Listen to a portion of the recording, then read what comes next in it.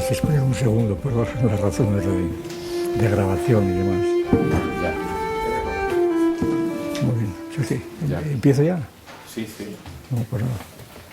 Muy bien. Pues nada, buenas tardes. Me corresponde pronunciar la lección final de este curso sobre el deporte y yo les sugeriría o les invitaría a que considerasen lo que voy a decir como una especie de drama en 3 actos, ¿verdad? Que representa el drama en 3 actos. El primer acto, pues el primer acto es el recuerdo de la definición de deporte que hemos intentado ensayar ya el primer día del curso, desde las coordenadas del materialismo filosófico. Quiero decir que el deporte o como cualquier cosa no se puede definir así por las buenas, ¿verdad? Es imposible. Y es lo que se hace generalmente. Hace falta centrar en qué coordenadas nos movemos. Si no tenemos las coordenadas, pues la definición es puramente léxica, verbal, nada de diccionario. Pues el primer acto consiste en recordar más o menos vagamente el estado de la cuestión. Acto segundo, pues tratar ahora de reinterpretar el deporte en relación con otras ideas que no son las ideas centrales del materialismo filosófico, sino que son ideas que están muy extendidas, naturalmente, son ideas asistemáticas, son ideas de lo que llamaríamos filosofía mundana pública. Quiero decir, bueno, esto es muy difícil, quiero decir lo siguiente, filosofía que está presente en instituciones públicas, como pueda ser, pues qué sé yo, la FAO, la OMS, ¿verdad? Yo qué sé, la FIFA, cualquier institución pública y por supuesto las facultades de deporte, de educación, etcétera. Todas las instituciones, cada una de las cuales tienen a través de periódicos que tienen pues una idea de deporte que manejan constantemente los periódicos continuamente. Y por lo tanto tienen una filosofía que está ejercida sin llamarle tal, ¿verdad? Como decía aquel personaje famoso de Molière, que hablaban en prosa sin saberlo. Es decir, todo el mundo tiene su filosofía, porque si no sería un imbécil, sencillamente, pero esa filosofía no le llama filosofía, le llama de otra manera. Una de ellas, que lo hemos comentado estos días, es lo que todos ustedes habrán oído o dicho cuando dicen vamos a hacer alguna reflexión. Cuando en una tertulia, en un consejo de ministros o donde sea, se dice vamos a hacer una reflexión. ¿Qué quieren decir con esto? Pues lo primero que dice, bueno, reflexión, parece que van a meterse en su mente, en sí mismo, ¿verdad? Y decir lo que se les ocurra, ¿verdad? Claro, de la mente no sale nada, más que tonterías. Y entonces eso que llaman reflexión, en realidad es, vamos a salirnos de la rutina en que vivimos todos los días y comparar nuestra rutina con otras rutinas que están fuera de ellas. Y entonces esa es la reflexión, entonces están ya a 2 pasos de la filosofía, una filosofía mundana, pero pública, en el caso este. Bien, y en tercer lugar, el tercer acto, pues una vez expuestas esta conexión de la definición que hemos ensayado al principio con las propias ideas constitutivas del materialismo filosófico, pues vamos a tratar de hacer un resultado final de las tareas que tenemos abiertas, para hacer o para deshacer. De manera que comienzo, acto primero, ¿verdad? El problema que nos hemos planteado aquí es el problema de la definición del deporte, como hemos dicho.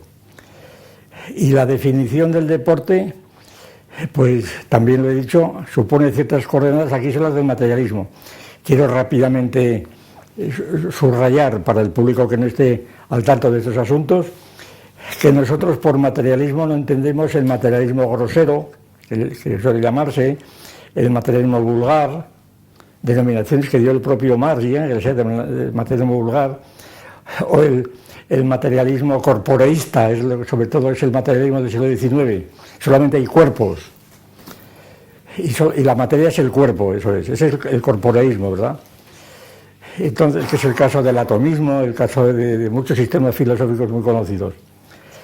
El materialismo que nosotros defendemos no es un corporeísmo, porque, entre otras cosas, defendemos la realidad de otras entidades que no son corpóreas, pero que son también materiales.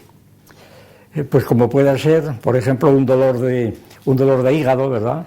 El dolor de hígado me van a decir que es espiritual, ¿verdad? O el dolor de apendicitis es un dolor material, pero no es corpóreo. Y entonces a esto le llamamos, si a los corpóreos le llamamos el género primero de materialidad, M1 llamamos, a los segundos llamamos M2, que vienen a ser pues todo el mundo de la psicología, por decirlo rápidamente, ¿no? Y después hay otros materiales. El más evidente puede ser la distancia entre dos cuerpos. Este es un cuerpo, todo el cuerpo. La distancia aquí, pues qué sé yo, que haya 4 centímetros. Esta distancia no es corpórea. Claro, ¿dónde cojo yo la distancia?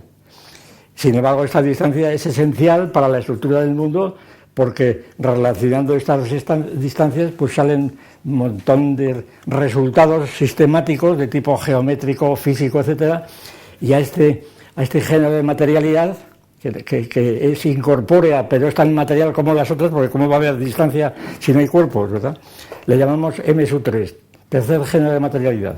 Bien, pues esto es más o menos, y además todos estos materiales de los tres géneros, M1, M2, M3, están organizados en un plano que se llama tradicionalmente ontología especial, es un plano de la realidad, ontología especial, que distinguimos de otro plano distinto, que no se confunde con este, que llamamos ontología general, en donde las morfologías de la ontología especial, las formas que nosotros apreciamos y vemos, pues han desaparecido. Y ya no podemos hablar de formas, aunque suponemos o sospechamos que hay algunas formas de estas, pero no las podemos hablar más que como proyección de las formas del mundo mundo sensible, del mundo de Mesui, que llamamos nosotros. Por ejemplo, todo el mundo de los dioses olímpicos, de que vamos a hablar aquí ahora inmediatamente, de Zeus, Minerva, etcétera, Júpiter, los dioses olímpicos, pues, ¿qué son? Los dioses olímpicos no están en este mundo. Estarán en el Olimpo, pero también están en los cielos, en un cielo platónico que no sabemos bien de dónde viniese. Es decir, los dioses olímpicos no los podemos absolutamente conocer, ni siquiera configurar, más que proyectando morfologías que hemos hecho en el nuestro. Por ejemplo, la estatua de Fidias, de Zeus, que presidía los Juegos Olímpicos en Olimpia, la estatua de Zeus, Fidias, pues la figura de Zeus es la estatua, que está aquí, y luego la proyectamos por otro lado, y así sucesivamente. Bien. Entonces lo que vamos a hacer es recordar qué significa una definición. ¿Qué significa una definición? La definición en la tradición clásica, y además todo el mundo lo conocerá, por poco que se haya asomado estas cuestiones en el bachillerato o donde sea, la definición es la que expresa la respuesta a la pregunta ¿qué es algo? Cuando pregunto ¿qué es esto? Entonces la respuesta es una definición. La definición responde a la esencia, a la pregunta por la esencia de la cosa. Si yo digo ¿qué es el hombre? Una respuesta es, pues el hombre es animal racional. Bueno, porque animal racional se supone que es la esencia del hombre, a diferencia de los animales no racionales, que son los que no son hombres. Ahora, claro, aquí la dificultad está que es esto de esencia. Claro.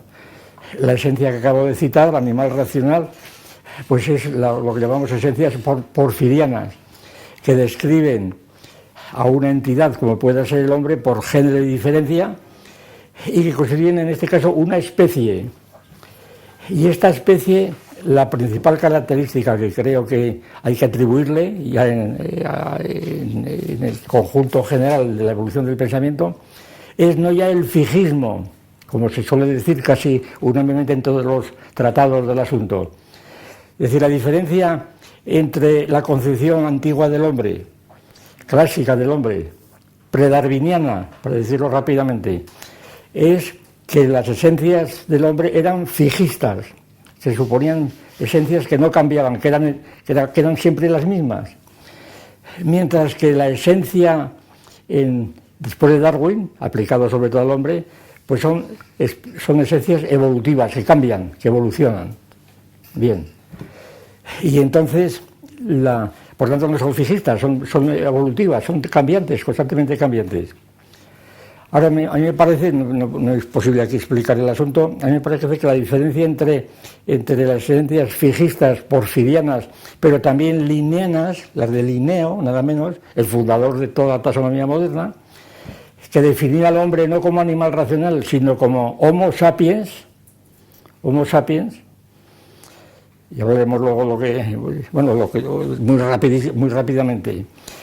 Entonces, para Linneo, efectivamente, Homo sapiens, que es el concepto que actualmente se utiliza por todos los científicos, paleontólogos, investigadores, Atapuerca, que está aquí al lado, ¿verdad? Todos se llaman Homo sapiens, ¿verdad? Incluso Miguelón de Atapuerca es Homo sapiens. Y luego, cuando contemplan el desarrollo evolutivo del Homo sapiens, pues aparece otro tipo de hombre cuyos huesos se conocen, pero que ya está rodeado de otros utensilios que estudian los arqueólogos, etcétera, y a este le llaman, para mayor claridad, Homo sapiens sapiens. Ya es el colmo, ¿eh? Es el colmo. Homo sapiens sapiens, o sea, ya hombre resapiens, resabido. Bueno, esto demuestra la confusión que hay en el asunto, pero no hace más que decir esto bien. Pero aquí estamos. Entonces, la diferencia, digo, entre Linneo, que dio esta definición, Homo sapiens, y Darwin, que tampoco se enteró de las especies, pero es esta, yo creo, que la definición de Linneo y de otros muchísimos biólogos y zoólogos, etcétera, de Linneo, desconoce, ignora, no quiere saber nada, niega, si se quiere, el problema del origen de la especie humana. La especie humana no tiene origen ninguno. ¿Por qué? Porque es eterna.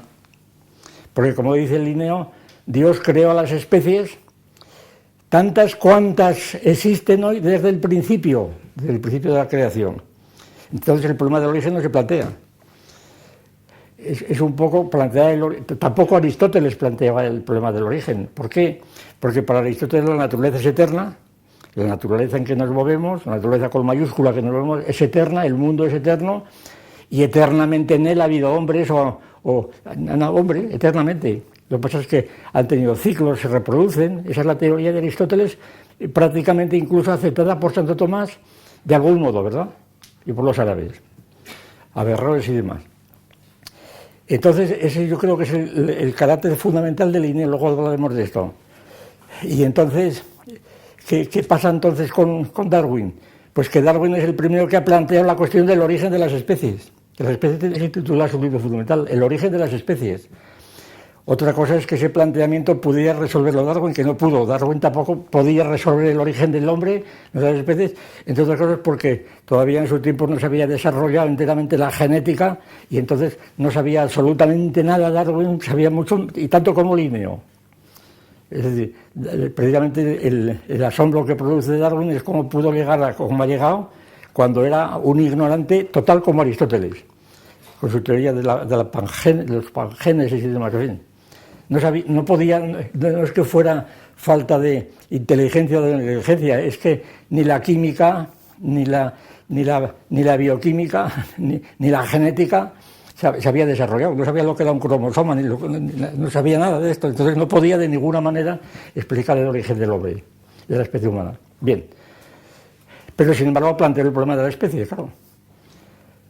Pues entonces la definición esencial esta de Linneo, la definición de Linneo es mucho más difícil de explicar en dos palabras, para que se den cuenta de la problemática en que estamos metidos. Linneo definió al hombre como Homo sapiens, como digo. ¿Y qué quiere decir sapiens para Linneo? Esa es la cuestión, ¿qué quiere decir sapiens? Porque, claro, cuando hoy día, si ustedes van al Museo de Atapuerca, que supongo que irán con frecuencia porque estamos aquí a 50 kilómetros, ¿verdad? Pues allí el hombre sapiens está por todas partes. Entonces, ¿qué quiere decir el Homo sapiens? Y el Homo sapiens sapiens, ¿pero qué quieren decir con esto estos señores, verdad? ¿Qué quieren decir? Pues tú les preguntas y y titubean. Hombre, pues que sabía cosas, bueno, pero ¿qué sabía?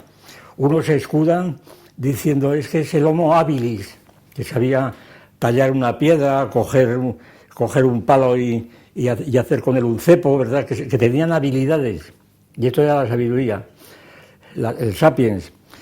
Pero resulta, o que tenían ciertas prácticas como que sabían hacer una cabaña, lo que fuera, o inteligencia, pero esto también lo tienen los animales. Es decir, el desarrollo de la etología, que ha sido muy reciente, pero esto ya lo se sabía mucho antes de los etólogos, que son del siglo pasado, de los años 70, de cuando dieron el premio Nobel a Tinbergen y von Fries, etcétera, Tinbergen, pues, y Lorenz, pues entonces mucho antes se sabía ya, por ejemplo, desde la Primera Guerra Mundial, en las experiencias de Tenerife de Keller, un chimpancé llamado Sultán ya demostró Keller pues que tenía inteligencia, que sabía, le colgaban un plátano en la jaula y él sabía enchufar unas cañas que encontraba por allí, arrimaba unos cubos, se subía y cogía el plátano, es decir, resolvía un problema que no lo resolvía, pues qué sé yo, a lo mejor un hombre, un Homo sapiens, pues que fuera un poco corto de inteligencia. Pero muchos no resolvían esto, decían, no puedo, empezaban a saltar, no puedo cogerlo, claro. Es decir, Keller estaba a una altura intelectual muy superior a la de muchos hombres, hoy día, que incluso son, pues qué sé yo, ministros de Educación, por ejemplo, ¿no? Podrían estar perfectamente, pero que sabían sus rutinas perfectamente. Es decir, que eso, de manera que hay el descubrimiento de... Bueno, y lo del perro de San Basilio famoso, que San Basilio naturalmente lo popularizó entre los cristianos, pero que era conocido por los griegos ya. Habla de ello mucho pues Sexto Empírico y otros muchos escritores griegos muy anteriores. El perro de San Basilio es un perro que hace silogismos, nada menos, silogismos, que razona. Es decir, cuando va siguiendo una liebre, va siguiendo el rastro, llega a un camino que se trifurca.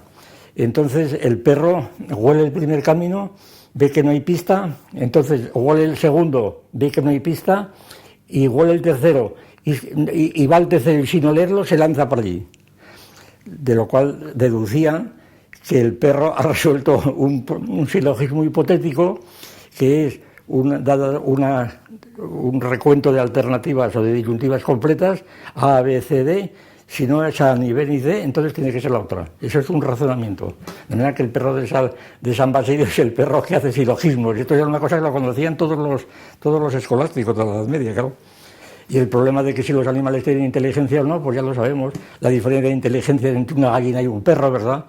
Pues es también conocida.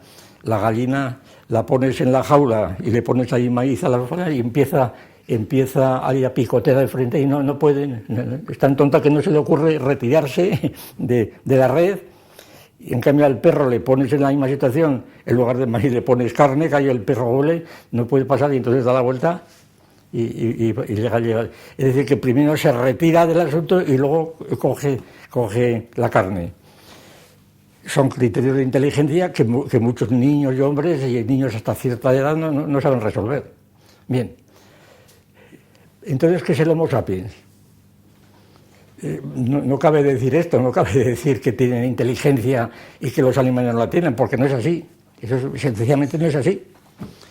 Y la distinción que tenemos animales racionales y irracionales, bueno, eso es una distinción irracional completamente, porque está completamente pensada en la luna, en abstracto. Entonces, vamos a ver lo que quería decir Linneo, porque va a ser nuestro guía aquí. Claro, dada la importancia central de Linneo, que escribió nada menos que el sistema de la naturaleza, sistema naturae, y entendió por naturaleza por lo siguiente: la naturaleza es un imperio, decía él. La naturaleza es el imperio que tiene tres reinos. Este imperio ha sido creado por Dios. Y los tres reinos son, pues los que hemos estudiado en la escuela, bueno, los que somos ya muy viejos, ahora ya no se dice esto: el reino mineral, el reino vegetal y el reino animal. Y entonces Darwin va y pone al hombre, Linneo pone al hombre en el reino animal. Es decir, no lo pone fuera no lo pone ni en el animal, ni en el mineral, ni en el vegetal, sino en el animal. De manera que el hombre empieza a ser un animal para Linneo. ¿Y cómo define al hombre? Pues sí, es un animal, pero sapiens. Claro, el sapiens no es lo mismo que el racional. Y entonces, ¿qué es sapiens? Entonces Linneo lo describe allí perfectamente. Sapiens, dice, es el que tiene conciencia de sí mismo y el que sigue, agárrense al asunto, a la explicación, el que sigue la misma fórmula del oráculo de Delfos, que allí la dibuja y tal. Nosce te ipsum, conócete a ti mismo. El hombre se conoce a sí mismo. Y entonces el que tiene ese conocimiento de sí mismo, ese ya es sapiens. Por tanto, la sabiduría del hombre, la sabiduría del Homo sapiens, consiste en esa reflexión que hace que el hombre se conozca a sí mismo. Ahora, ¿qué es conocerse a sí mismo? Esa es la cuestión. Conocerse a sí mismo, ¿pero eso qué es? ¿Que me conozco de qué? Claro, eso fue la tesis después de todo el espiritualismo. Por ejemplo, cuando Descartes dice el famoso principio de toda filosofía, que tanto gusta a los profesores de filosofía, porque los que escuchan aquello lo atienden enseguida, después de que Descartes ha dudado de todo, y dice, a lo mejor no existe nada, ¿verdad? A lo mejor esta estufa que estoy aquí viendo es una imaginación mía, no existe, etcétera. Y dice, pero Descartes llega en esta duda metódica y llega a darse cuenta de que hay una verdad inconmovible que nadie puede alterarla, y es que yo estoy pensando, cogito ergo sum, yo pienso, luego existo. Por tanto, ahí está la verdad primera, es decir, la reflexión. Y yo estoy reflexionando y me estoy dando cuenta que existo. Claro, pero no dice... Bueno, luego resulta que no es así, porque resulta que también podría ocurrir que yo no existiera y que un genio maligno me estuviera engañando, y entonces tiene que recurrir a Dios para saber si existo yo y los objetos. Gracias a Dios. De manera que entonces lo de Descartes también queda completamente el mismo, anulado. Todo lo que ha dicho al principio lo va modificando y puntualizando al final. Y entonces resulta que nos quedamos que el Homo sapiens, en la tradición de quien inventó la fórmula, Linneo, pues es el que reflexiona. Y esta reflexión ha sido el criterio tomado sobre todo por antropólogos franceses, sobre todo el más conocido es el padre Teilhard de Chardin, ¿verdad? Que arrasó en los años 50 y 60, arrasó pues todo el mundo con sus descubrimientos. Él había descubierto fósiles muy importantes, ¿verdad? Del Homo erectus, del pitecántropo, del hombre de Pekín. Había también intervenido en la falsificación pero eso no se había dicho, pero además sí, ya he reconocido, la famosa falsificación del hombre de Piltdown en Inglaterra, que inventaron un hombre seguramente porque los paleontólogos pues encontraban raro que los primates humanos, fuera del hombre neandertal y cromañón, y que fueran franceses o alemanes. Dijimos, también los israelíes tenemos que tener allí un primate de esta categoría.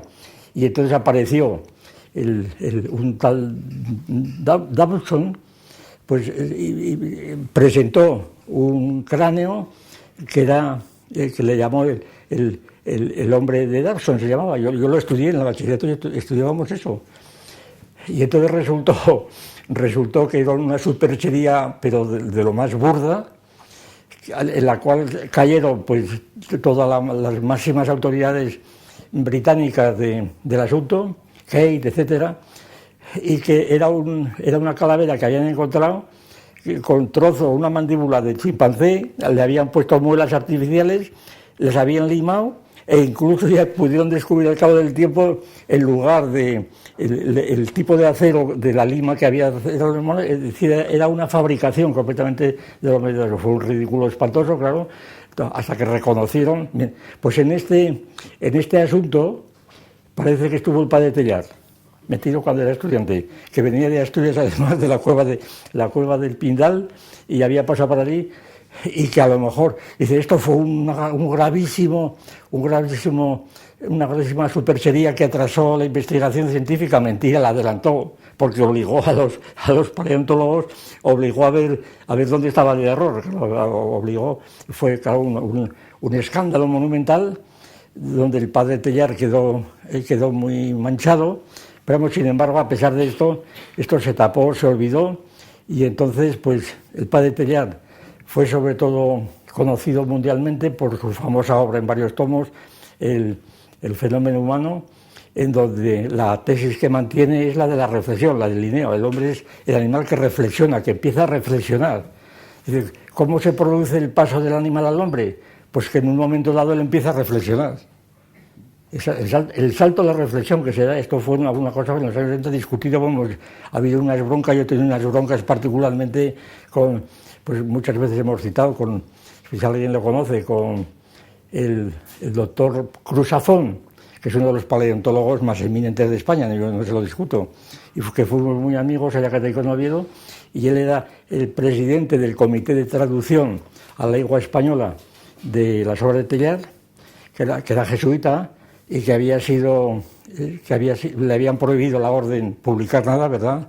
Fue cuando murió, por estos años empezaron a publicarse, claro, el éxito fue monumental, son millones de ejemplares que se vendieron y todavía se siguen vendiendo, pero hoy ya ha caído mucho el prestigio del padre Teilhard. Bueno, ya no lo hace caso a nadie realmente, aunque era muy brillante, porque sostenía una especie de evolución, que claro, resulta que la evolución del hombre terminaba en el punto omega, donde estaba Jesucristo, y la cosa ya era demasiado sospechosa, ¿verdad? Que precisamente, porque no terminaba en Buda, precisamente en Jesucristo, el punto omega. Bien. Pues entonces, pero claro, a los cristianos que eran dominantes en muchas partes de esto, pues esto les sonaba muy bien. Pues esto es el salto a la reflexión de Teilhard, pues sigue el Homo sapiens del Linneo, que quiero decir. Bien. Entonces vamos a ver, ¿qué es la definición? Definición esencial. Como decimos, la definición esta porfiriana, de género y diferencia, es una definición gramaticalmente que consta de un definiendum, lo que se va a definir, el hombre, por ejemplo, y luego la definición, hombre, animal racional.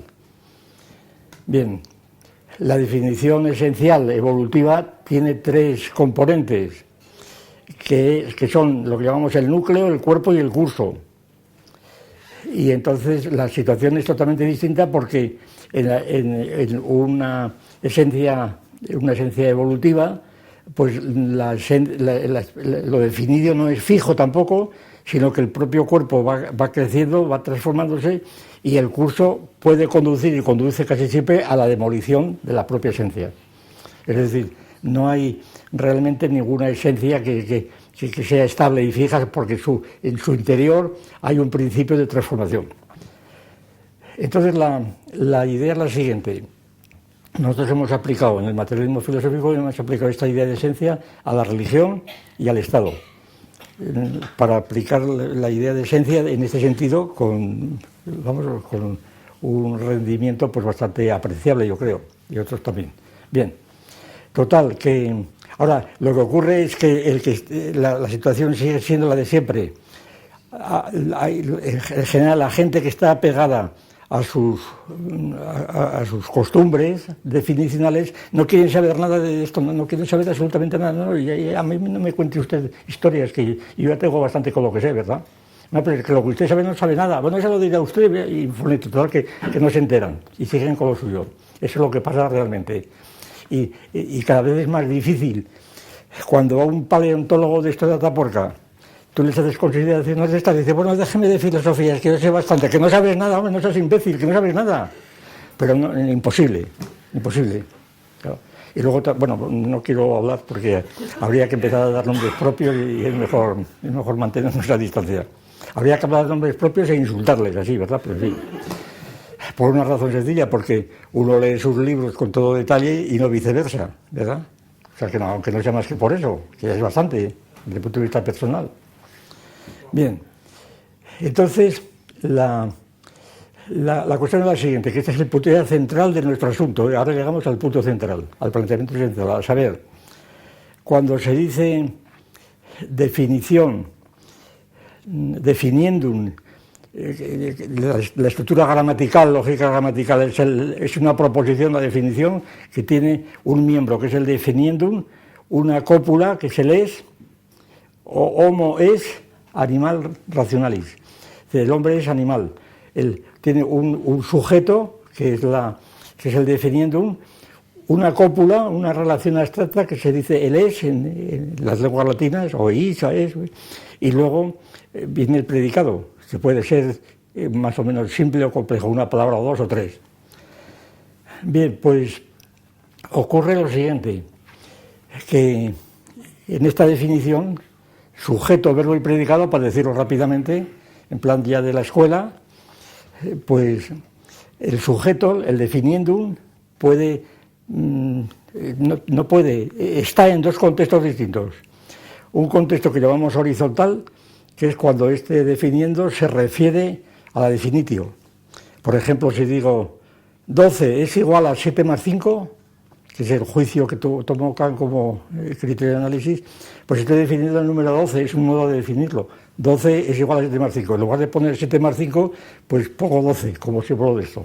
Y entonces la igualdad parece una relación que permite sustituir una cosa por la otra.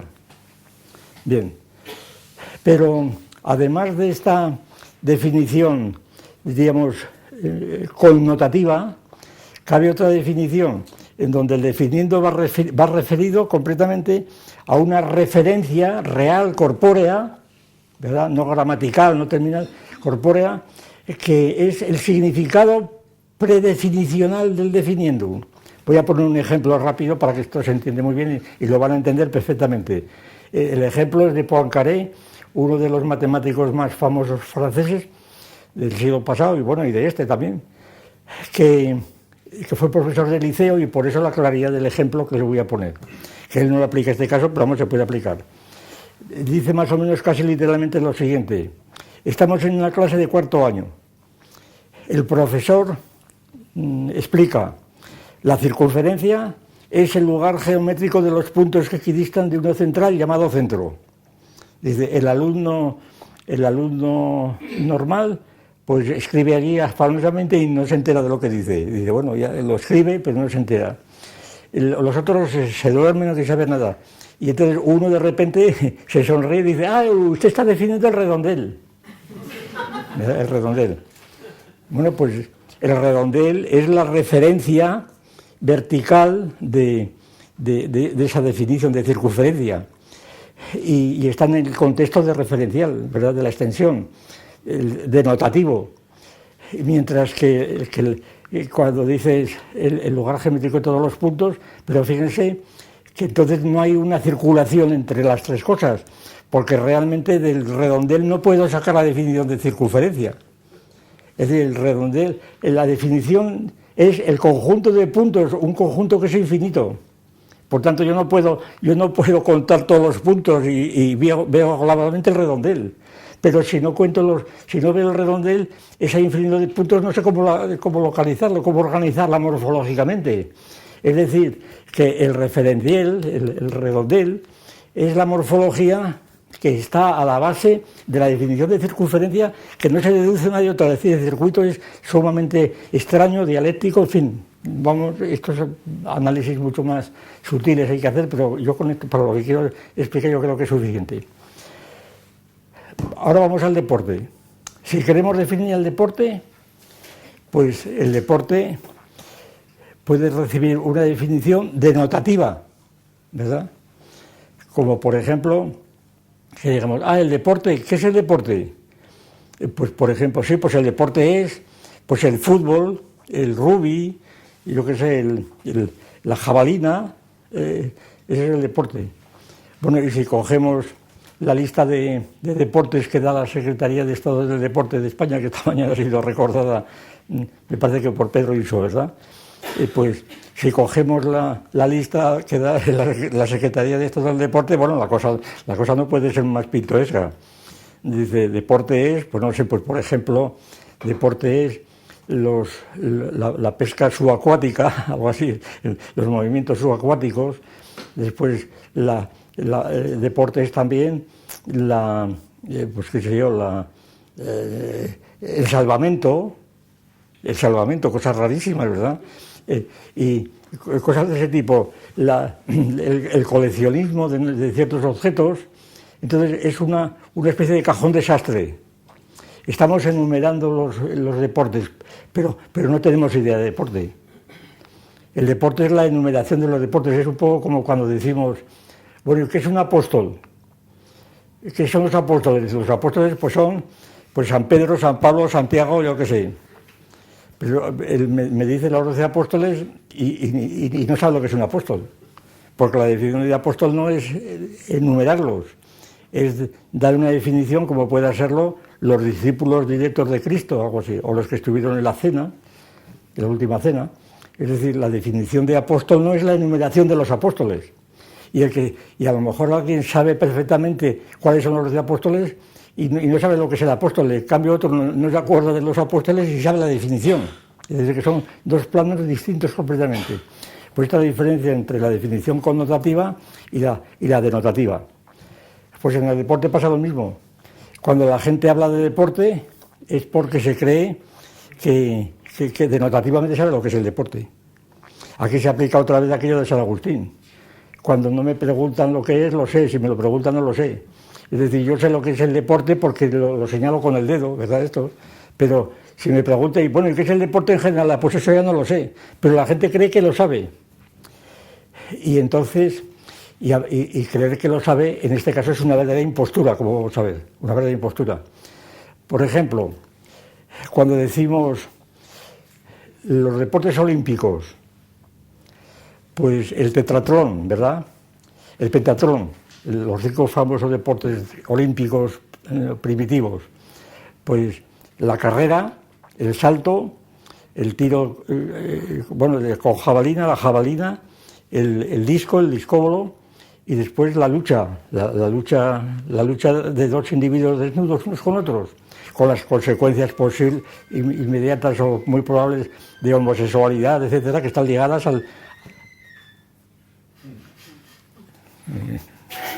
Un caramillo, pues, con las características ligadas con probabilidad a este modo de luchar desnudo, ¿verdad? Del hombre desnudo. Entonces la idea del pentatlón, pues parece que es una enumeración denotativa de lo que es el deporte, por lo menos un trozo del deporte muy importante, luego se agregarán otros, pero vamos, esto es una primera definición se supone del deporte olímpico. Pero resulta que preguntamos, bueno, ¿y por qué se reunieron en Grecia, en Olimpia, el año 776, siglo VIII antes de Cristo, que no está mal, ¿eh? ¿Por qué se reunían los griegos para hacer estas ceremonias de correr, saltar, etcétera, tirar el disco? ¿Qué cosa tan rara que es esto? Y entonces dicen los filólogos, hombre, esto lo hacían pues porque en el fondo lo que iban a dar es un culto a los dioses, a Zeus precisamente y a Apolo. Iban a dar un culto a los dioses y a Apolo, y entonces pues se reunían porque en el fondo los Juegos Olímpicos tenían un fondo religioso, ¿verdad? Un fondo religioso. Y en el fondo, por tanto, la unidad de los deportes era el culto a Zeus y el culto a los dioses griegos. Y por tanto, los deportes de Olimpia eran religiosos. Bueno, y esta idea de lo religioso la mantuvo nada menos que Coubertin, el famoso barón de Coubertin, en un discurso radiado en Berlín en el año 39, el año que empezó la guerra, la Segunda Guerra Mundial. Un poco de agua para... Bueno, no viene mal. Yo creo que... No viene mal, ¿no? Viene Muchas gracias. Sí. Llevaste... Muy bien, gracias.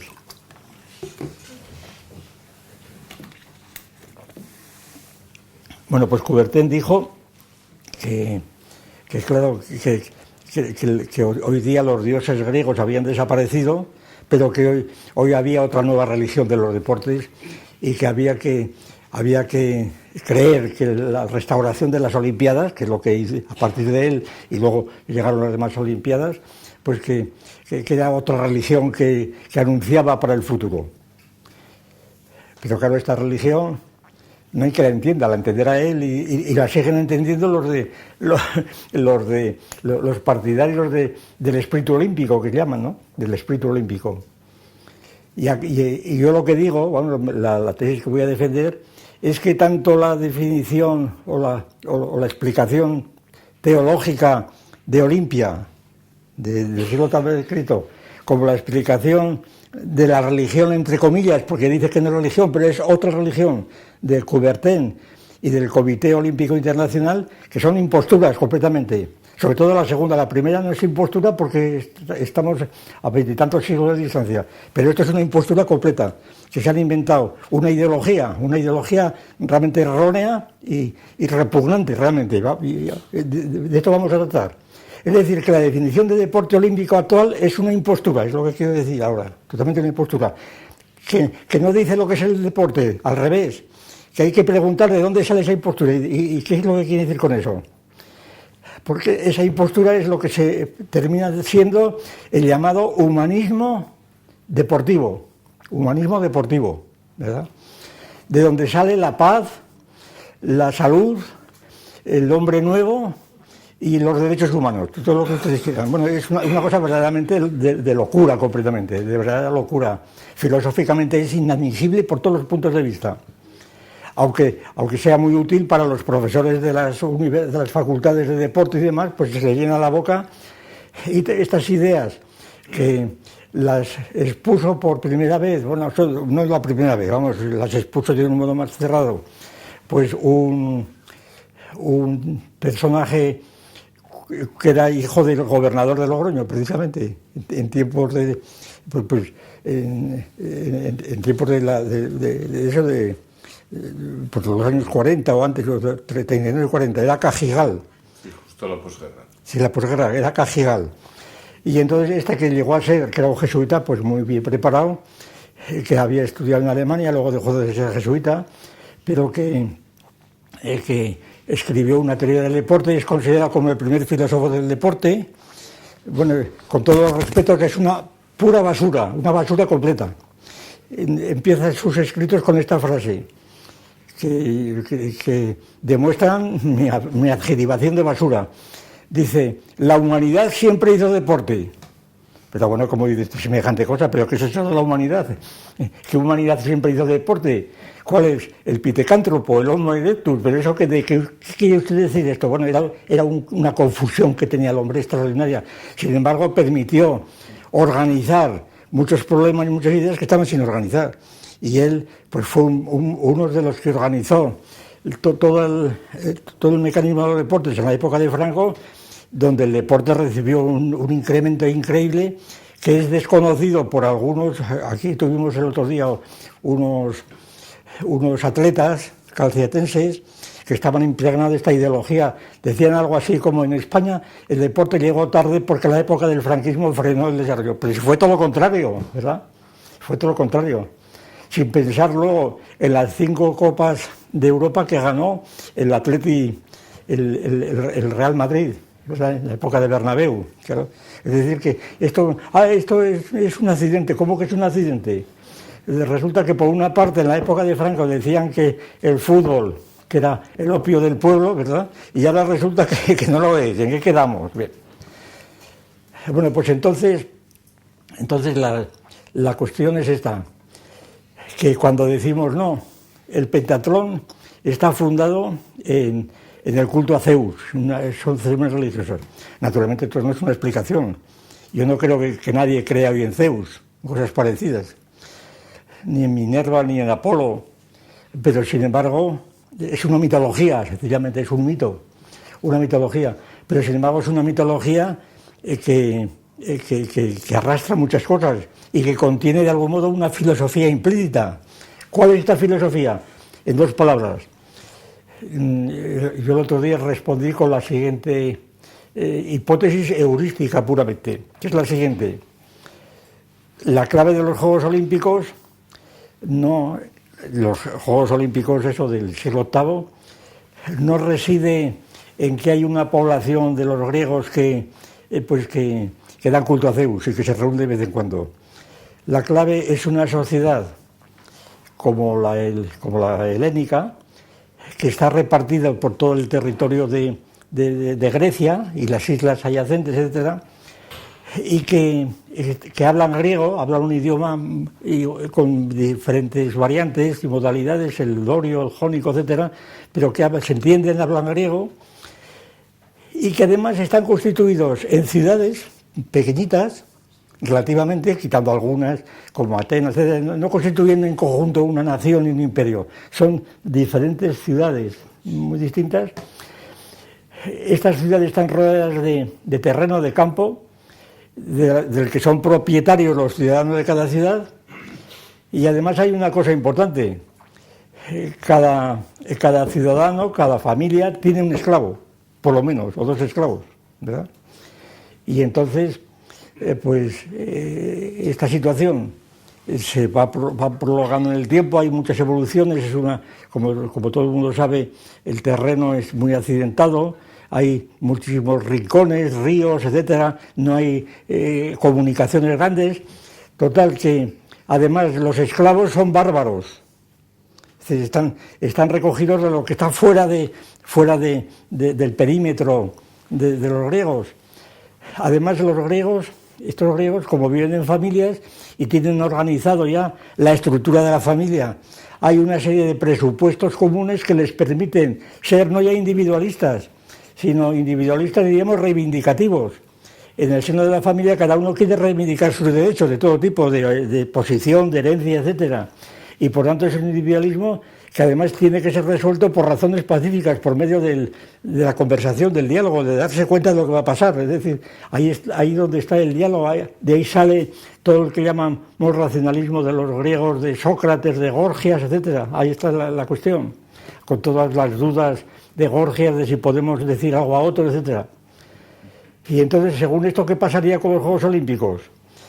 Pues con los Juegos Olímpicos son una ocurrencia que tienen pues una gran cantidad de gente que vive en las ciudades, decir, oye, vamos, hay muchos esclavos ya por ahí, vamos a reunirnos todos para que vea todo el mundo, para que vean todos los esclavos que nosotros somos más fuertes que los esclavos, que nosotros ganamos el pentatlón, que ellos no pueden ganar, entre otras cosas, porque no se les deja participar, ¿verdad? Ni los esclavos ni las mujeres pueden participar en los Juegos Olímpicos, solamente los griegos.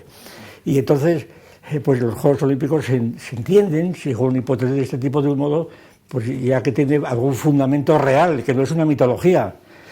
Y entonces Zeus es necesario, porque a través del culto, no iban a decir esto los griegos, ¿verdad? Vamos a reunirnos para que vean que les podemos vencer. No, vamos a hacer un culto a los dioses, porque nosotros, a fin de cuentas, tenemos estas posibilidades gracias a Zeus y a Prometeo y todo lo que se quiera, que nos trajo de los cielos el fuego de la inteligencia y de las artes mecánicas, etcétera, que es el fuego de la famosa película Olimpia, ¿verdad? Que como hemos hablado estos últimos días, el fuego de Prometeo.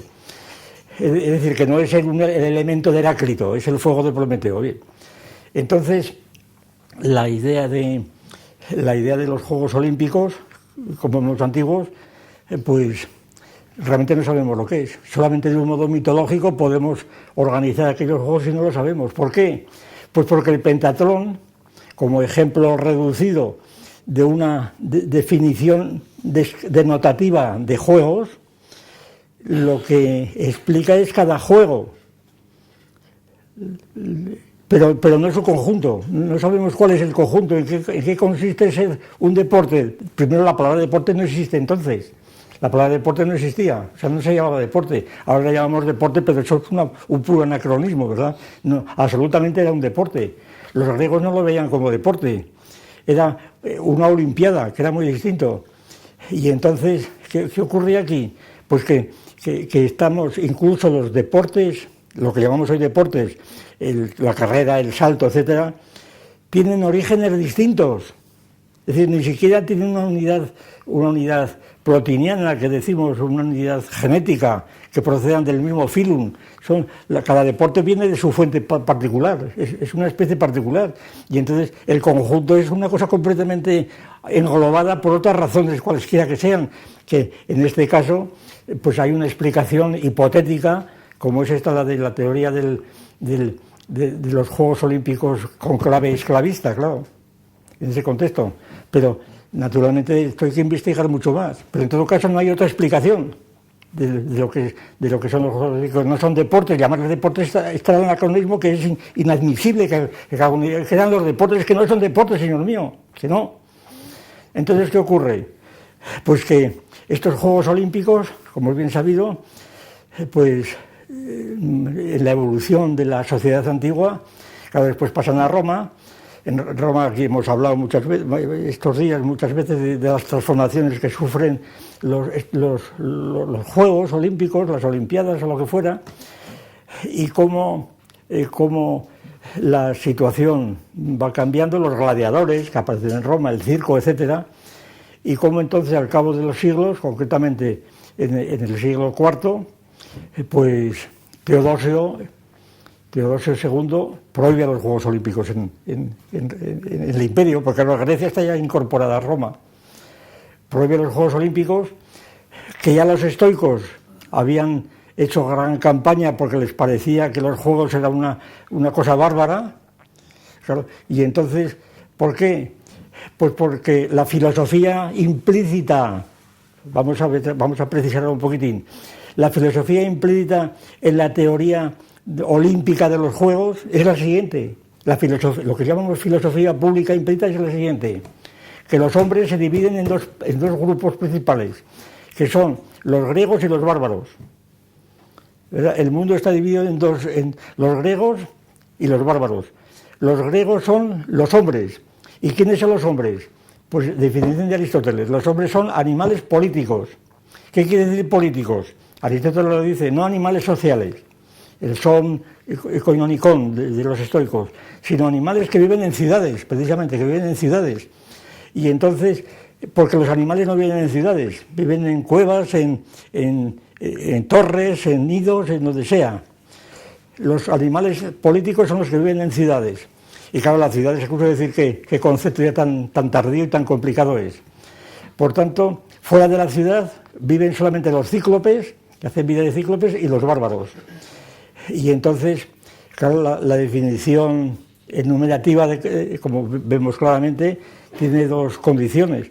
Primero, hacer la enumeración que sea completa y que sea claramente donde pues, se ponen las líneas divisorias, y luego contra quién se opone esa enumeración. Es decir, podemos hacer una enumeración denotativa completa de los juegos del pentatlón y todo lo demás que se hacían en Grecia y en Roma, el pancracio, etcétera, pero luego entonces hay que oponerlo a otra cosa, y entonces estamos haciendo una división del mundo estamos haciendo en dos mitades. Una, pues los griegos, y otra los bárbaros, por ejemplo. Y después, cuando viene el cristianismo, pues dirá San Pablo: ya no hay griegos ni bárbaros, todos somos hijos de Jesucristo, todos somos hermanos lo mismo. Desaparecen los griegos y los bárbaros. La filosofía mitológica que implícita en los Juegos Olímpicos queda disuelta, por así decir. Aparece una situación donde ya no hay griegos ni paganos ni gentiles, todos somos entonces se suprimen los Juegos Olímpicos, se suprimen los gladiadores sucesivamente. ¿Y qué ocurre? Pues viene la Edad Media, no hay Juegos Olímpicos como natural. La resurrección de Coubertin es una trampa, es una impostura, no hay tal resurrección como veremos. Se cortan los Juegos Olímpicos, sencillamente se acabaron con Dios, ¿verdad? Y entonces es decir, no hay una continuidad histórica. Y entonces en la Edad Media, pues bien sabido, siguen no los Juegos Olímpicos, sino siguen algunas tradiciones, pues correr, cazar, es decir, como natural, siguen muchas cosas de ese tipo. Y entonces la palabra deporte todavía no existe, pero aparece precisamente en contextos muy cercanos a nosotros, aquí al lado, en San Millán. Es decir, en Berceo, Gonzalo de Berceo. Gonzalo de Berceo es uno de los primeros donde aparece la palabra deporte. Una cosa curiosísima.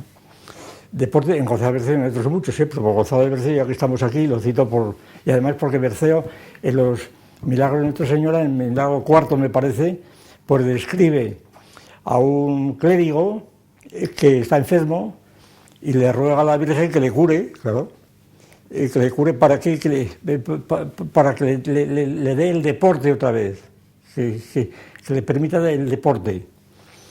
Claro, el deporte no va a ser jugar al fútbol o nada de eso, ¿no? El deporte parece que es una palabra, según dicen los filólogos, está en el diccionario de Corominas, por ejemplo.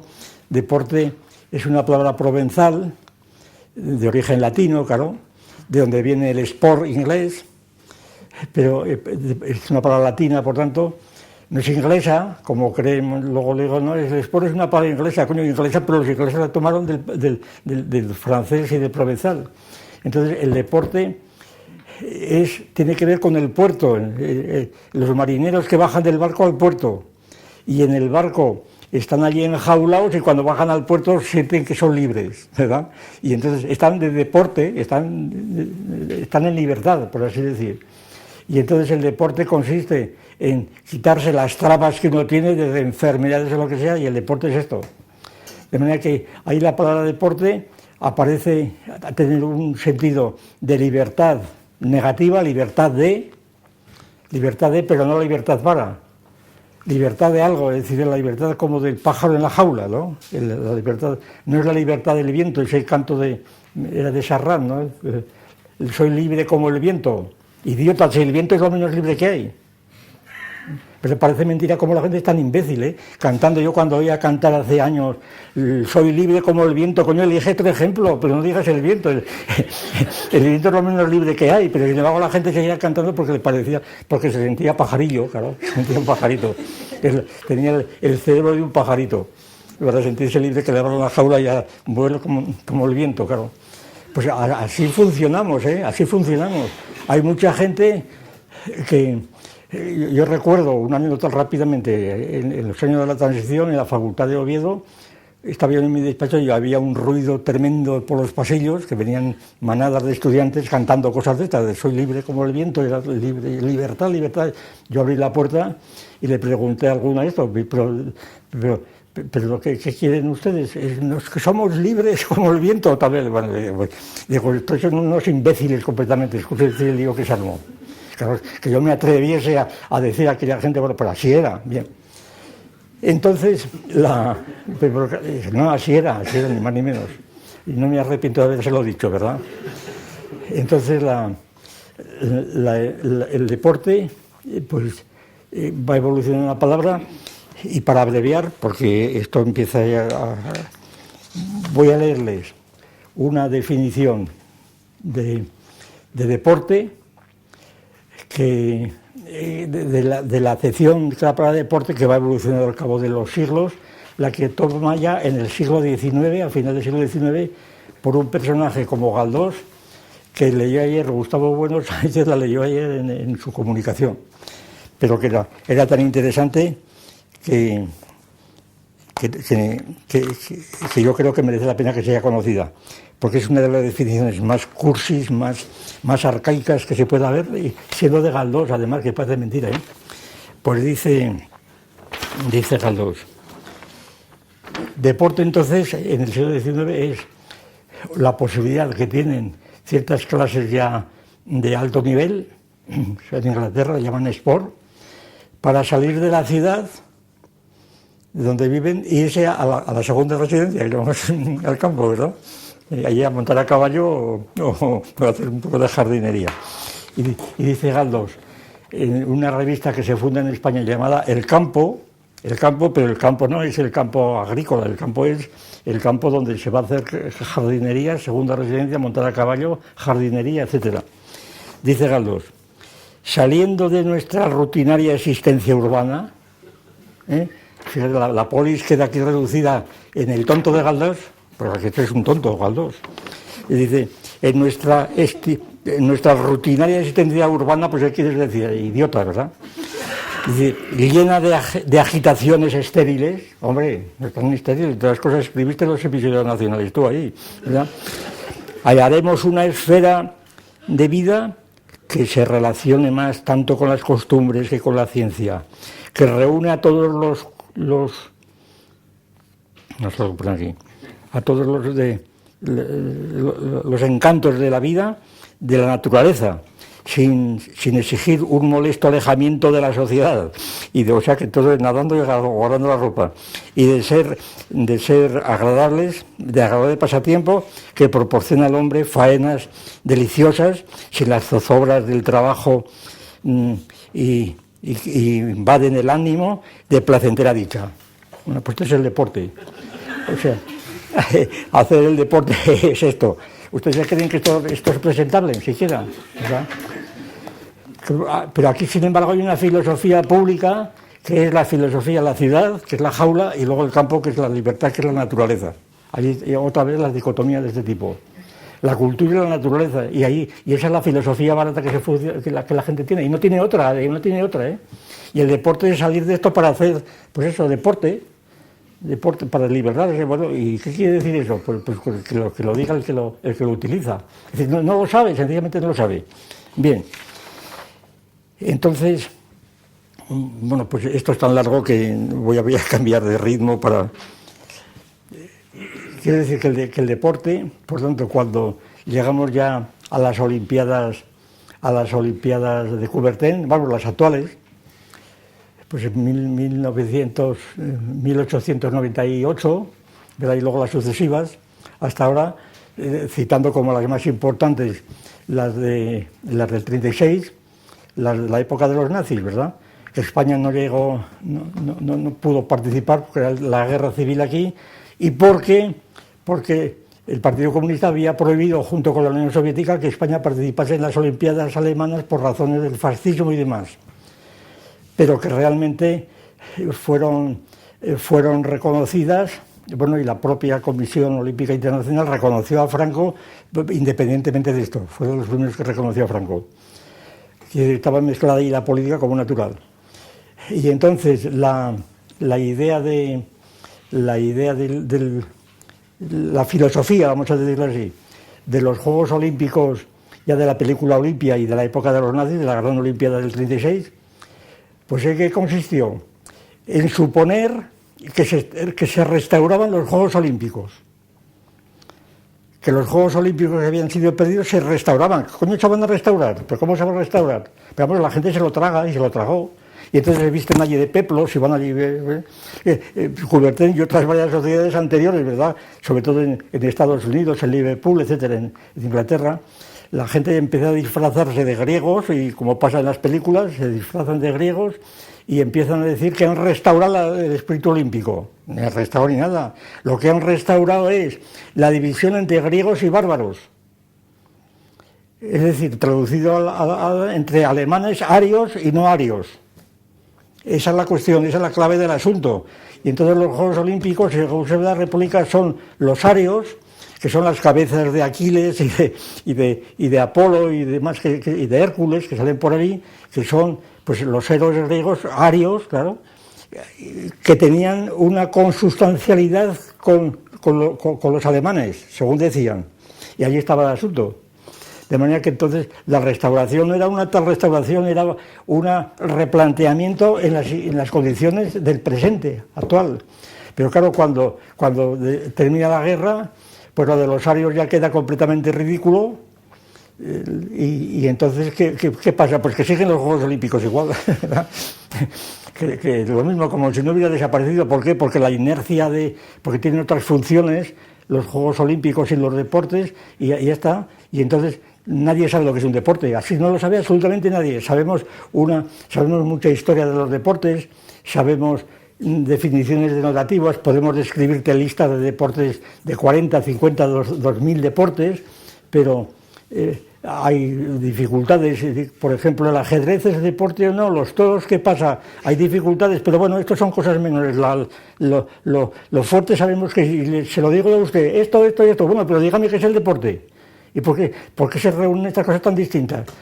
Pues no sé, por el humanismo deportivo. Bien. Bueno, pues entonces, y esto lo vamos a hacer ya muy rápidamente. Ahora, esta crítica está hecha, como ven, desde coordenadas del materialismo filosófico. Vamos ahora simplemente a contrastar la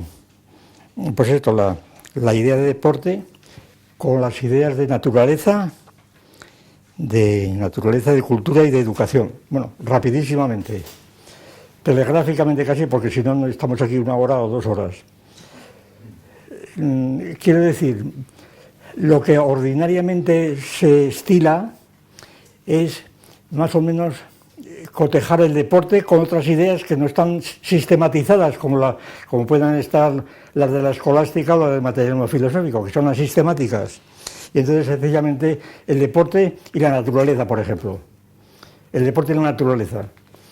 Entonces, ¿qué pasa? Pues que la naturaleza se concibe, bueno, si le preguntas a alguien que quiere la naturaleza, es cosa de decir, a lo mejor el que dice, es que esto es lógico y natural, dice, esto es lógico y natural, se da cuenta qué cosa tan confusa.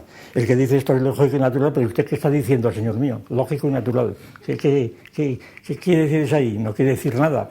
Y sin embargo es una frase que sale sola, ¿verdad? Esto es lógico y natural. ¿Y qué es la naturaleza? Hombre, por la naturaleza es la naturaleza, claro. No me gusta decir lo que es la naturaleza. La madre naturaleza.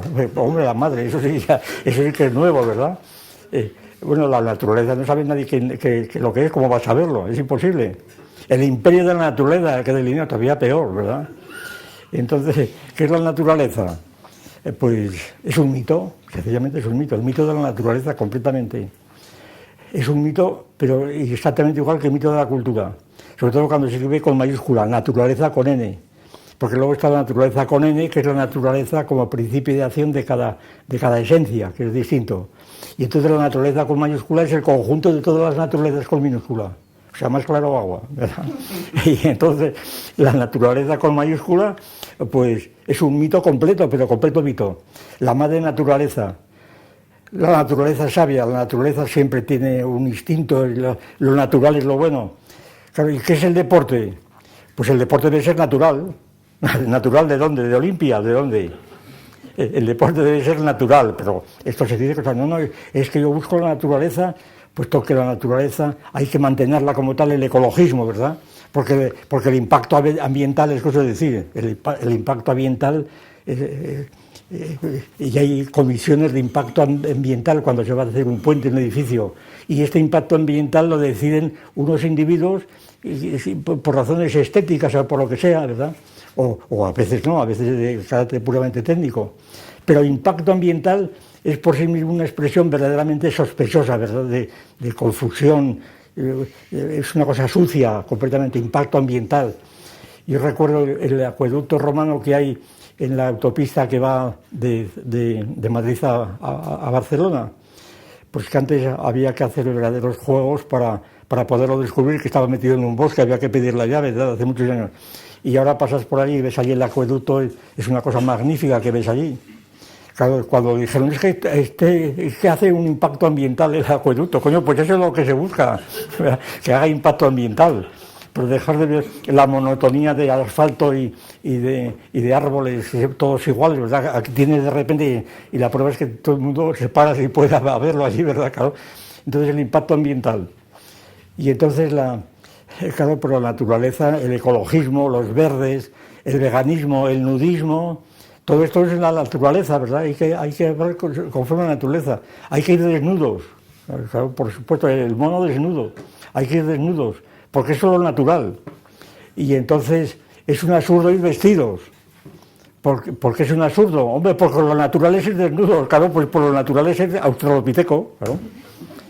Lo natural era el australopiteco, y precisamente cuando empezó la evolución humana, pues resulta que ese mono desnudo empezó a taparse, y por eso esa definición famosa de Desmond Morris, el hombre desnudo, es una definición puramente poética, aunque él y tantos de los sucesores la tomaron como una definición científica, sencillamente porque dice, si ponemos 40 pieles de primates extendidos en una mesa, pues vemos que hay uno que no tiene vello, que es el hombre, más que en algunas partes del cuerpo, pero es desnudo, este es el mono desnudo.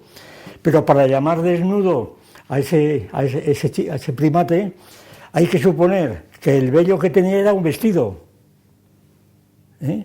porque si no, no está desnudo. Y decir que el vello que tiene un chimpancé, que es un vestido, es ya una pura metáfora poética, porque no es un vestido. El vello que tiene un chimpancé, la cabellera o el vello que tiene, no es un vestido. Eso me parece totalmente evidente. El vestido es un concepto, la indumentaria es un concepto, es el octavo predicamento de Aristóteles. No es absolutamente el hábitus que llamaba, el hábito hacia el monje, ¿verdad? Es decir, no es un vestido. Y el que no entiende esto, pues que lo entienda, lo siento mucho. Si no lo entiende, que le dé 3 vueltas más para entenderlo. Y es eso. Entonces resulta que solamente porque es una metáfora poética lo del vello como vestido, se puede decir que el hombre es el mono desnudo, es una cosa elemental. Bien.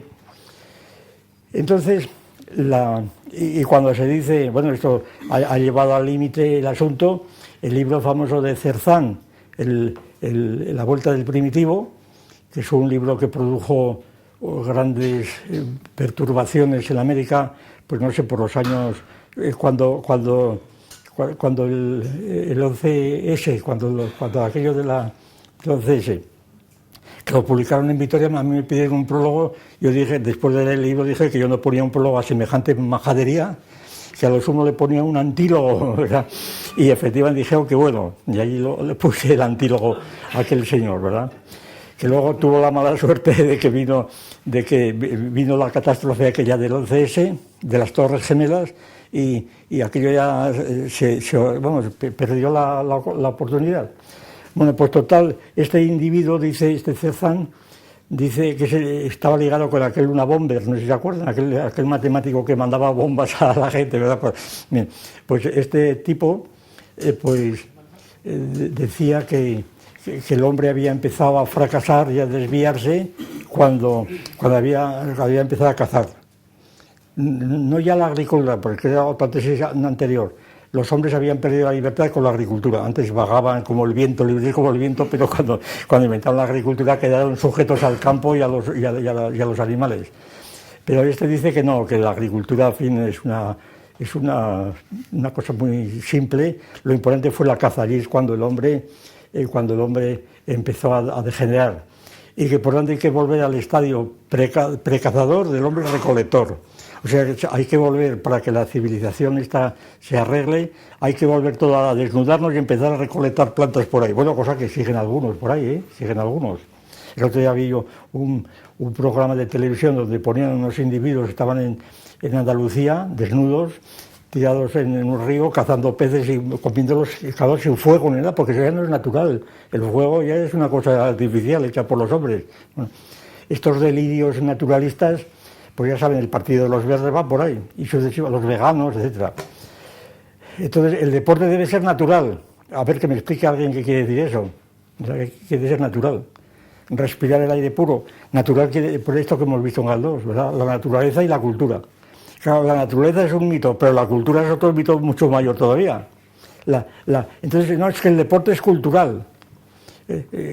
Al decir cultural, quien pronuncia esta expresión exalta realmente el objeto, ¿verdad? Es que esto es cultural. Y hay una anécdota que cuento mucho, que yo la vi en el momento que se producía. Un alcalde del norte, no de Oviedo, era un alcalde del norte, trajo una orquesta de Londres para un festival que le costó, no sé, 6 millones de pesetas, una burrada entonces, ¿no? Y entonces hubo grandes críticas, dice, gastar en un concierto 6 millones con la falta que hace para esto y para lo otro. Entonces los periodistas le acosaron y le dijeron que por qué había gastado tanto dinero no ya en gente que fuera a estudiar música, sino simplemente escuchar un concierto y marcharse. Y entonces el hombre acorralado dijo, fíjese qué respuesta dio, dijeron, pero señores, es que este concierto es cultura. Y los periodistas dijeron, es verdad que no se había dado cuenta. Ya dejaron completamente de criticar. No es que es cultura, claro, entonces ya nada, eso es como... Claro, la cultura es un mito, y esto yo no puedo empezar a hablar porque es cosa de decir. Yo publiqué hace años un libro que se llama El mito de la cultura, donde defendí la tesis de que la idea de cultura, que ahora está, vamos, fíjate, el Ministerio de Cultura se llama, el Ministerio de Cultura, pues que la cultura es una evolución de la idea de la gracia, de la Edad Media, la idea de la gracia. El reino, durante toda la Edad Media del cristianismo y moderna, todavía Leibniz dice que el mundo creado se divide en dos partes, la naturaleza y la gracia. Eso es, así, esa es la división real de la Edad Media y por supuesto de Leibniz incluso.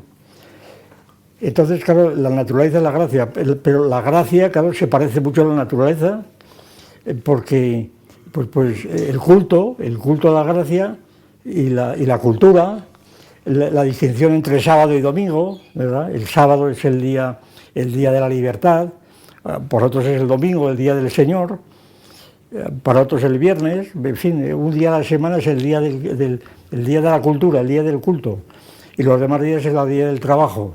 Estas divisiones son las que organizan nuestro mundo y así funcionamos. Y así seguimos funcionando. Y entonces el deporte es para el día de la cultura, para el deporte, ¿verdad? Para la diversión.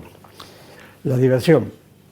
Claro, todo esto pues no dice nada, sobre todo porque la cultura es un concepto de los que llamamos lisológicos, que son de los más peligrosos, todavía más peligrosos que los metafísicos, porque son conceptos que engloban muchas cosas, pero a costa de borrar todas las diferencias morfológicas entre ellas. Cuando se dice esto es cultura, bueno, pero también es cultura la silla eléctrica, ¿no? Y también es cultura, pues que yo, un asesinato ritual con 10 pares de banderillas al individuo, ¿verdad? Eso es cultura, completamente. De manera que decir que esto es cultura no significa absolutamente nada. Es decir, son conceptos lisiológicos, pues como este que hemos dicho tantas veces, el concepto, pues por ejemplo, de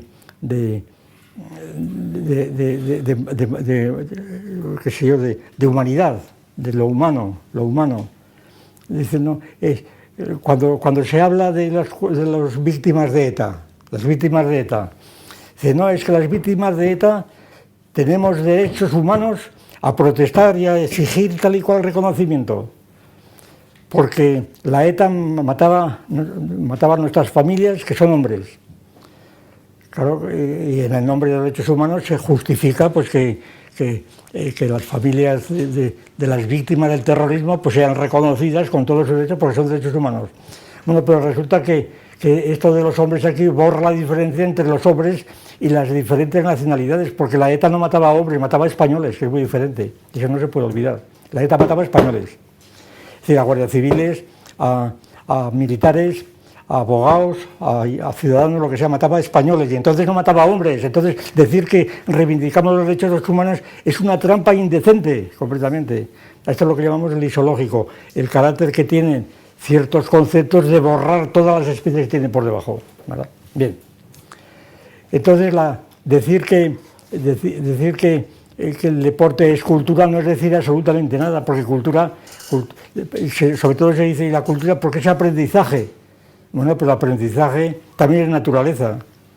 Es decir, que Tinbergen, yo he leído cosas de Tinbergen donde dice cómo las aves tienen que enseñar a sus crías. Entonces, ¿eso es naturaleza o cultura? Pues naturaleza, claro, porque si no las crías se mueren. Entonces, la distinción que hacen tantos psicólogos de innato o adquirido es completamente superficial, porque lo innato y adquirido, y además ahora que sabemos ya mucho más de lo que es innato desde el punto de vista de la genética, pues no se puede decir que todo lo que es aprendizaje es cultura, eso es la definición que dan los psicólogos, y entonces es un deporte, ¿verdad? Un deporte muy interesante para mucha gente, bueno, incluso en clases, en televisión he visto yo muchas veces programas de este tipo, que el profesor va indicando a un montón de alumnos que van diciendo, esto es naturaleza o cultura, va con un puntero y señala allí una mesa, dice, esto es cultura, señala una roca, esto es naturaleza, entonces el niño cree que ha aprendido algo, ¿verdad? Naturaleza y cultura, y entonces pues no ha aprendido absolutamente nada, más que aquello que intervino la mano humana o la que no intervino, porque eso no es ni natural ni cultural, es otra cosa diferente, aparte de que la oposición naturaleza-cultura no es una dicotomía, esto es natural o cultural, que es la famosa dicotomía pues de siempre, que viene de muy atrás, desde Hegel, la naturaleza y el espíritu, ¿verdad? Que la naturaleza y la gracia es parecido, lo natural y lo artificial, es decir, todas esas dicotomías que han venido funcionando y siguen funcionando todavía. Porque no hay dicotomía, o una cosa o la otra, ¿no? Hay muchas cosas que no son ni naturaleza ni cultura, o que son las dos cosas a la vez. Por ejemplo, pues la tabla de los elementos naturales de Mendeleev, ¿verdad? Eso es naturaleza o cultura, ¿verdad? Pues muchos elementos, la tabla de los elementos son elementos que existen durante unas milésimas de segundo y desaparecen, pero son elementos dentro de la estructura del sistema periódico. Entonces serían elementos culturales. Los sonidos salen de un órgano que es natural o cultural, en fin, etcétera, etcétera. Es decir, la idea de cultura es un mito indecente también, totalmente indecente, que la gente lo sigue utilizando y no sabe lo que significa. ¿Por qué? Porque por cultura suele entender o bien la cultura circunscrita, que es una enumeración establecida por el Ministerio de Cultura es esto, o por la consejera de Cultura, o por la delegada de Cultura, o por la concejala de Cultura, ¿verdad? Yo tengo una lista numerativa y digo, cultura es esto. Y entonces se va haciendo la lista, pero que sea cultura ya no está definido, no lo puede definir por muchas vueltas que le dé. Ni lo definen los sociólogos, ni lo define nada, imposible. No, es un mito completamente, que tiene una explicación pues puramente histórica nada más. Bueno, con educación pasa lo mismo. Con educación pasa lo mismo y ya con eso terminamos. Cuando se dice, no, es que el deporte necesita una educación, la educación física. La educación física. Pero claro, la educación física, física significa naturaleza, educación natural. No, es que física, ¿qué quiere decir física? No, física, no, pues física no, pero física es el nombre de una obra de Aristóteles, se llama la física. Y lo que los griegos llamaban física. Entonces, educación física, bueno, me refiero a la educación, pues no yo que le diga, a la educación. ¿Pero qué es la educación? No, es que hace falta mucho más dinero para la educación. Hombre, según qué educación, otro concepto lisiológico. Hay que educar. Sin educación, sin el 8% del presupuesto, o el 12%, el 15% del PIB, para educación el país se hunde. Pero vamos, ¿en qué va a educar usted?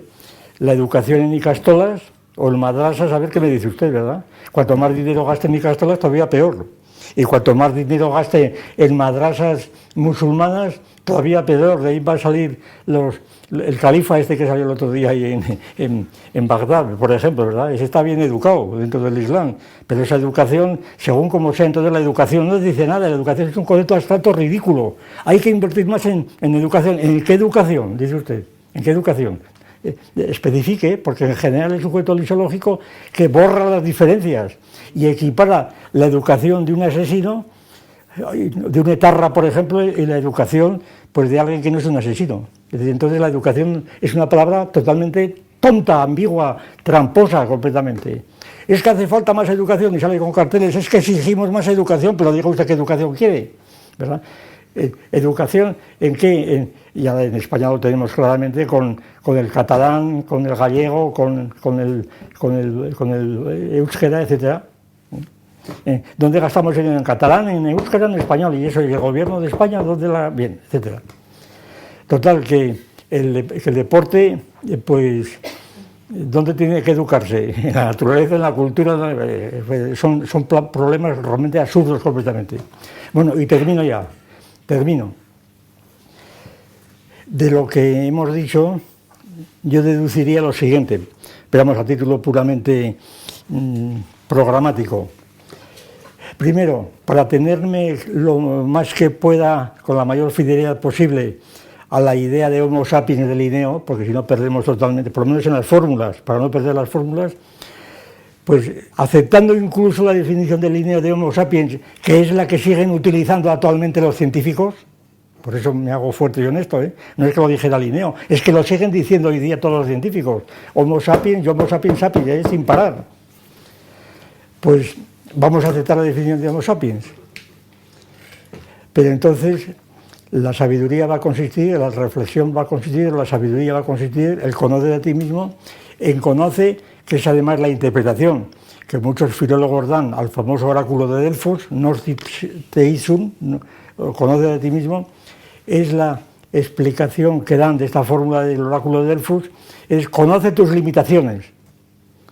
Es decir, conoces las limitaciones de tu ibris, tu afán de superar todo, conoces las limitaciones porque si te entregas a ellas te vas a morir, sencillamente, o vas a fracasar necesariamente. Si tú eres manco de las dos manos, no quieres ser pianista, porque no puedes serlo, ¿verdad? Es que yo tengo derecho, pero no tienes manos, Dios mío, ¿verdad? Y si tú no tienes inteligencia, pues ya puedes darle vueltas, ¿verdad? Porque eres tonto y no hay nada que hacer. Entonces dedícate a otra cosa, dedícate a pintar o lo que sea, ¿no? Es decir, que la ibris de cada cual es que yo quiero comer en el mundo, pero es que no puedes. Vamos a ponerlos en el punto de vista de las Olimpiadas griegas. Es que yo quiero matar al león de Nemea, el león que mató a Hércules. No, pues el león de Nemea no puedes matarle con jabalina porque la piel del león es impermeable a las jabalines, por tanto ahí tú vas a fracasar.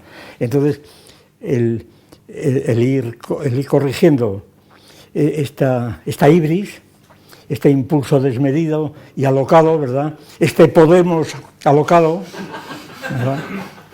Podemos, ¿qué vas a poder? Eso es la ibris, esto es ser estúpido, imbécil, porque tienes que medir tus fuerzas y saber a qué te expones. Entonces, y saber los caminos por donde quieres ir, porque una cosa es creer una utopía y otra cosa es decir cuál es el camino que lleva a ella. Esa es la cuestión. Entonces, según esta perspectiva, ¿qué es lo que me dirían los Juegos Olímpicos? Pues el conoce a ti mismo, es decir, conoce tus limitaciones, conoce cuáles son tus limitaciones. ¿Y esto cómo se puede conocer? Pues yo creo que en gran medida por medio de los deportes, olímpicos o no olímpicos, en donde las realizaciones de cada deporte están cuantificadas con los puntos que recibe uno, los goles, los metros que lanza otro. Entonces yo seré un atleta, como dice Weiss, un famoso filósofo inglés que escribió un libro llamado Sport, Deporte, y en donde estudia al atleta y viene a decir casi literalmente que el atleta es un personaje religioso, porque él está en presencia de Dios y sometiéndose a lo que sus fuerzas le permitan, ilimitadas en principio, superar marcas continuamente, pero como el santo quiere superar marcas. Es decir, el atleta entonces es una figura totalmente ascética, religiosa, ¿verdad? Porque tiene como criterio irrevocable lo que le dé el medallero o lo que fuera, ¿verdad? Pues eso, las naciones tienen su límite, su ibris, su definición por el medallero que sacan. Y entonces, pues Brasil crea que tragas el burro, pero Alemania le mete 7 goles, ¿verdad? Y ahí está la cuestión. Entonces, ¿qué ocurre? Pues que mediante las competiciones internacionales, pues esta reflexión sobre el propio cuerpo ejercitado por los individuos, esta reflexión que nosotros hemos llamado como un autologismo pragmático, pero que se da únicamente a través de los dialogismos, porque la reflexión del que tira la jabalina consiste no en tirar al jabalí para cazarlo o al otro, sino en confrontarse con el jabalí, sino empezar a reflexionar lo que hace otro cazador.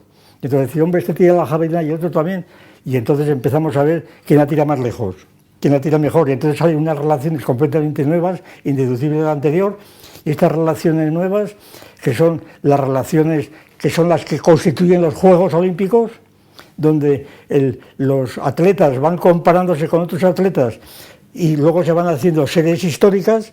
Entonces vamos midiendo desde dentro del mundo humano, desde la esfera humana, vamos midiendo, pues diaméricamente decimos nosotros, las variaciones que desde dentro han sucedido. Un ejemplo rápido que pueda ilustrar este asunto. Supongamos que vamos en un barco y que este barco, pues los objetos que tiene, los muebles, las cocinas, los pianos, los que fueran, me acuerdo del Titanic, pues están metidas en unas bolsas, unos péndulos, cada uno de los cuales tienen unos niveles de agua que se mantienen en horizontal, y entonces empieza el barco a moverse y lo que pasa en el exterior, en el mar, pues no afecta a los niveles. Ahí. Mira un pajarito. Muy bien. Entonces los niveles que ocurran pues no cambian, no alteran nada, pero sirven un poco para indicar relativamente por dónde está el asunto, ¿no?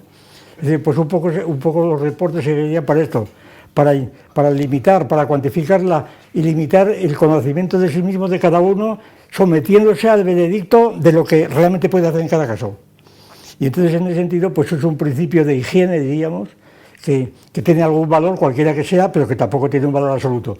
Y con esto me callo y hasta otra vez. Muchas gracias. Muy bien. Muy bien. Muchas gracias y nos emplazamos ya para el 2015. Muchas gracias a todos. Muy bien. Bueno, pues nada. Hombre.